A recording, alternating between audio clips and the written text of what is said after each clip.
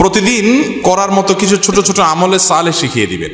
প্রতিদিন করার মতো প্রথম আমলে সালেহ হলো 5 ওয়াক্ত নামাজ সময় মতো ধীরে ধীরে আদায় করবেন। এর চাইতে বড় কোনো আমলে সালেহ নাই। এই একটা যদি করেন আর ছোটখাটো কোনো আমল নাও করতে পারেন, বড় গুনাহ থেকে বেঁচে থাকেন, ইনশাআল্লাহ নাজাতের পথ অর্ধেক সুগম হয়ে যাবে।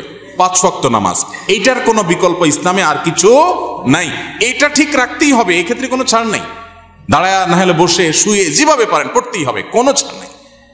অতএব 1 নম্বর আমল হলো 5 ওয়াক্ত নামাজ পড়বেন। 2 নম্বর হলো সকল বড় বড় মোটা মোটা গুনাহগুলা থেকে বেঁচে থাকবেন। চোখের গুনাহ, হারাম জিনিস দেখা, হারাম জিনিস শোনা, গালমন্দ করা, মানুষের হক মারা, হারাম খাওয়া, এই বড় বড় গুনাহগুলো থেকে বেঁচে থাকবেন। নাম্বার 3, নবী করিম সাল্লাল্লাহু আলাইহি ওয়াসাল্লামের প্রতি বেশি বেশি দুরূদ পাঠ করবেন। আল্লাহুম্মা সাল্লি আলা মুহাম্মদ ওয়া আলা আলি মুহাম্মদ, শুধু সাল্লাল্লাহু আলাইহি ওয়াসাল্লাম, দুরূদ ইব্রাহিম যত বেশি পারেন দিনে 10 বার 20 বার পাঠ করবেন।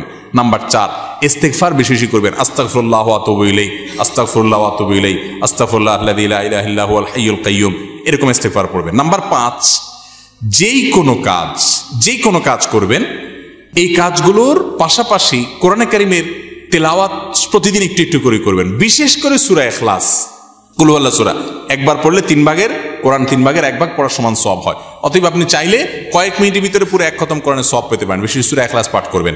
6 নম্বর হলো যত জিকির আছে কোরআন হাদিসে বর্ণিত, এই জিকিরগুলো বেশি বেশি করে পাঠ করবেন। যেমন সুবহানাল্লাহ ওয়া বিহামদিহি সুবহানাল্লাহিল আযীম, তারপর লা হাওলা ওয়ালা কুওয়াতা ইল্লা বিল্লাহ, এটাকে জান্নাতের ভান্ডার বলা হয়েছে।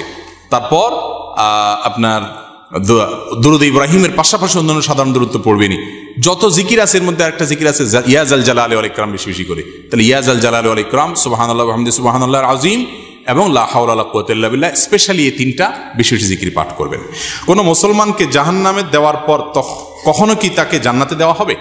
খুব গুরুত্বপূর্ণ একটা প্রশ্ন। একটু আগে যে গোষ্ঠীর কথা বলছিলাম, যারা আমাদের নবীজির হাদিসকে অস্বীকার করে, তারা শুধু কোরআন দিয়ে চলতে চায়। শুধু কোরআনে এত ইনিশিয়েট দেওয়া আছে যে এটা দিয়ে সে চলতে পারবে না।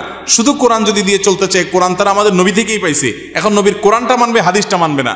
এটা হলো একরকম মামুর ভাইয়ের আবদারের মতো। তো এই লোকগুলা বলে যে যারা জাহান্নামে যাবে তারা চিরকাল জাহান্নামে যাবে, আর কোনোদিন জান্নাতে যাবে না। এটা ভুল কথা। কোরআনে কারিমে আল্লাহ রাব্বুল আলামিন জাহান্নামীদের বিভিন্ন বিবরণ উল্লেখ করেছেন। অনেক পাপের কারণে জাহান্নামে স্থায়ী থাকার কথা বলেছেন, কিন্তু এগুলো সম্পর্কে খোদ নবী করিম সাল্লাল্লাহু আলাইহি ওয়াসাল্লাম কি ব্যাখ্যা দিয়েছেন, যার পরে কোরআন নাজিল হয়েছে, যাকে আল্লাহ পাঠিয়েছেন আমাদের কাছে, সেটা তারা জানার চেষ্টা করে না। বুখারী সহ বিভিন্ন হাদিসের কিতাবে বর্ণিত হয়েছে সন্দেহাতীতভাবে যে নবী করিম সাল্লাল্লাহু আলাইহি ওয়াসাল্লাম জাহান্নাম থেকে সর্বশেষ উদ্ধার হওয়া ব্যক্তি কিভাবে উদ্ধার করা হবে সে বিবরণ দিয়েছেন।